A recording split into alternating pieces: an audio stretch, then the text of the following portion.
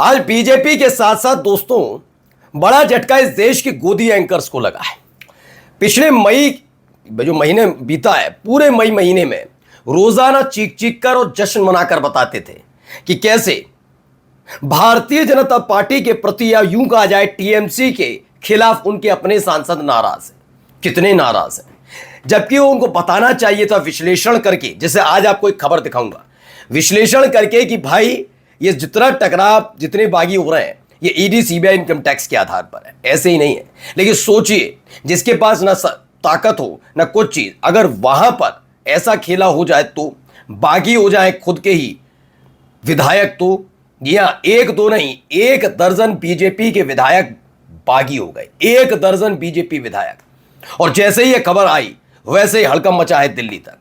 कहां भारतीय जनता पार्टी के विधायकों ने अपनी ही पार्टी से कर दी है बगावत, ऐसे दौर में जब ये चीख चीख कर बताया जा रहा हो कि टीएमसी, आम आदमी पार्टी, उद्धव ठाकरे की पार्टी और फिर समाजवादी पार्टी के सांसद बागी हो सकते हैं, कहा जा रहा है। लेकिन इन सब के बीच बीजेपी के 12 विधायकों ने पूरी तरीके से गेम पलट दिया। और इस सारा का सारा खेल किसके कहने पर क्यों हुआ वो आपको दिखाऊंगा, जिसने भारतीय जनता पार्टी की हालत खराब कर दी है। नमस्कार, मैं हूं प्रज्वल गौतम और आप देख रहे हैं टाइम्स एक्सप्रेस।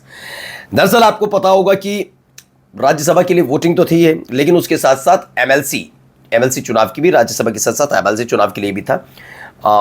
कर्नाटक में भी एमएलसी चुनाव के लिए वोटिंग होनी थी और इन सब के लिए कांग्रेस ने अपने उम्मीदवार उतारे थे, विनय कार्तिक। खास तौर पर भारतीय जनता पार्टी की जो ये वाली रणनीतियां होती है ना कि इसको तोड़ो, उसको तोड़ो, उसको फोड़ो, ये सब तमाम चीज़ें ये कई राज्यों में तो काम करती है, हिमाचल प्रदेश तक में काम कर रही थी।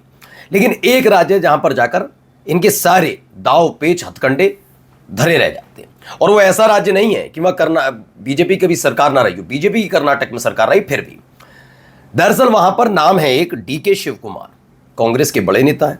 और कहा जाता है डीके शिव कुमार को अगर कहीं का भी किसी भी जगह का प्रभारी बना दिया, जैसे हिमाचल प्रदेश में बना दिया गया था, तो जो 6 विधायक बागी हुए थे वो उनकी बगावत के बाद भी हिमाचल प्रदेश की सत्ता ना हिल पाई, वापसी के पूरे संकेत हुए, उसके अलावा कुछ नहीं कर पाए, सिर्फ अपनी बदनामी करवा ली कांग्रेस के उन विधायकों ने। और साथ में बीजेपी ने भी कैसे पार्टियों को तोड़ती है। खैर, यहां पर जो हो रहा है ना, ये 12 विधायक क्यों आखिरकार बीजेपी को धोखा देके कांग्रेस के साथ आ गए, वो बताता हूं। तो हुआ ये, देखिए पढ़िए, 12 विधायकों ने दिया बीजेपी को धोखा, कांग्रेस को मिले 19 से ज्यादा वोट, एनडीए में दरार की अटकल है। कांग्रेस उम्मीदवार हैं विनय कार्तिक, सबसे ज्यादा 32 वोट पाकर विजयी हुए। यह संख्या जीत के लिए जरूरी कोटे से कहीं ज्यादा थी और कांग्रेस विधायकों की अपनी ताकत से भी काफी ज्यादा थी। यानी अगर देखा जाता तो विनय कार्तिक जीत सकते थे चुनाव, लेकिन फिर भी इतने बड़े 32 वोट पाकर नहीं। एमएलसी के चुनाव में विनय कार्तिक न केवल जीते बल्कि शानदार जीते, और इसका पूरा श्रेय डीके शिव कुमार को जाता है। देखिए, भारत की राजनीति में इन दिनों विपक्षी खेमे में टूट की खबर लगातार आ रही है। अब कहा जा रहा है ये पहला मामला है कई सालों के बाद जिसमें केंद्र की सत्तारूढ़ एनडीए गठबंधन को तगड़ा झटका लगा। कर्नाटक में गुरुवार को घोषित हुए विधान परिषद के नतीजों में कांग्रेस ने 5 सीटों पर आरामदायक जीत दर्ज की है। इस जीत के साथ ही विपक्षी भाजपा जेडीएस गठबंधन के खेमे में हड़कंप मचा हुआ है। चुनाव के आंकड़ों से पता चला कि कई विधायकों ने पाला बदलकर कांग्रेस के पक्ष में क्रॉस वोटिंग की। क्रॉस वोटिंग हुई है, ठीक है ना। क्रॉस वोटिंग का मतलब ये समझ लीजिए, ये बहुत मुश्किल बात। ऐसा नहीं है कि कर्नाटक के अंदर चीज़ें नहीं, बाकी चीज़ें नहीं, वो बिल्कुल सही बात है। हर राज्य का अपना अपना एक समीकरण होता है, लेकिन ये बात भी बिल्कुल क्लियर हो चुकी है यहाँ पर कि जो काम ये अलग अलग राज्यों में खुद सत्ता में रहने की बात करते हैं, वहाँ चाहते तो भाई एक विधायकों को डर तो रहता है। थोड़ी ना होता है कि कर्नाटक में सिर्फ सत्ता की वजह से नहीं, ये भी डर रहता है ना कि मोदी शाह वाली बीजेपी में आप ईडी सीबीआई इनकम टैक्स से कैसे बचेंगे, 12 विधायकों के ऊपर कार्रवाई की। लेकिन यहाँ पर खेल ही पलट कर रख दिया। इतनी ताकतवर सरकार के शब्द मैं इसलिए इस्तेमाल कर रहा हूं क्योंकि सारी ताकत उनके पास और उसका कैसे इस्तेमाल किया जाता है वो कर रहे हैं खुल्लम खुल्ला।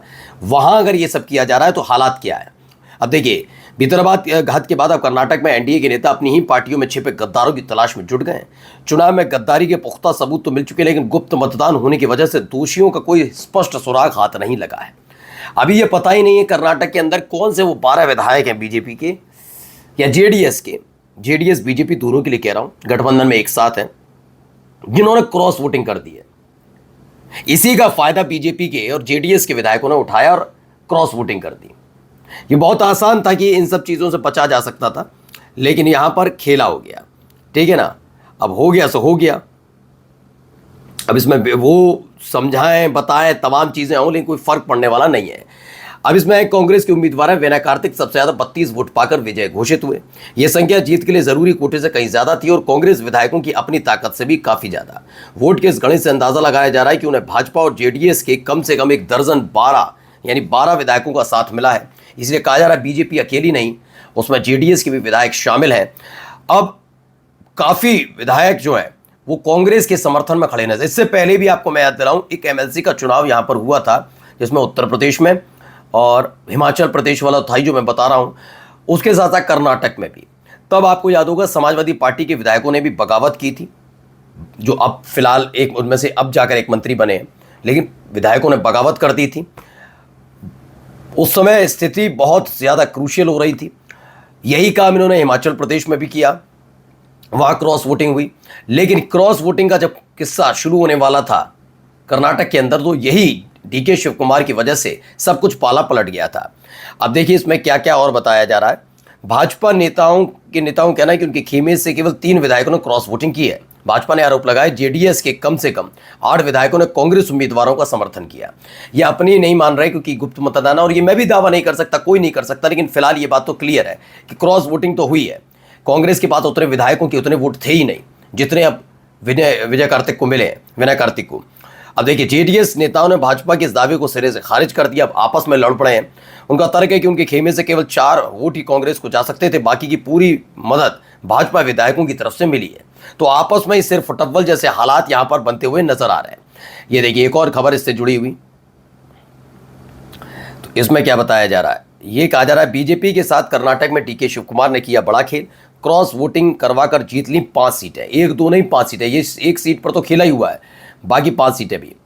इसमें बताया गया चुनाव लड़ रहे उम्मीदवारों में कांग्रेस के Thippannappa Kamaknoor, PV Mohan, BK Hariprasad, Shivanna BS, Vinay Karthik Prakash, BJP के लिंगराज पाटिल और रघु आर और जेडीएस के गोविंद राजू शामिल हैं। कांग्रेस के 5 उम्मीदवारों और बीजेपी के दोनों उम्मीदवारों ने जीत दर्ज की, जबकि जेडीएस के गोविंद राजू को हार का सामना करना पड़ा, यह कहा जा रहा है। तो यानी 5 जो उम्मीदवार उतारे सबको जिताकर ले गए। यही उम्मीद थी कि कम से कम जिस तरह के माहौल क्रिएट करते हैं उसके लिहाज से जेडीएस के एक प्रत्याशी को जिताया जाता, गोविंद राजू को। कांग्रेस के सिर्फ 4 जीतते, लेकिन क्रॉस वोटिंग कराने की जो जिम्मेदारी ली जाती है तथाकथित बीजेपी के चाणक्य की तरफ से, वो भी चित्त नजर आए। अब इसमें क्या है, डीके शिव कुमार ने क्रॉस वोटिंग के दावे को नकार दिया है।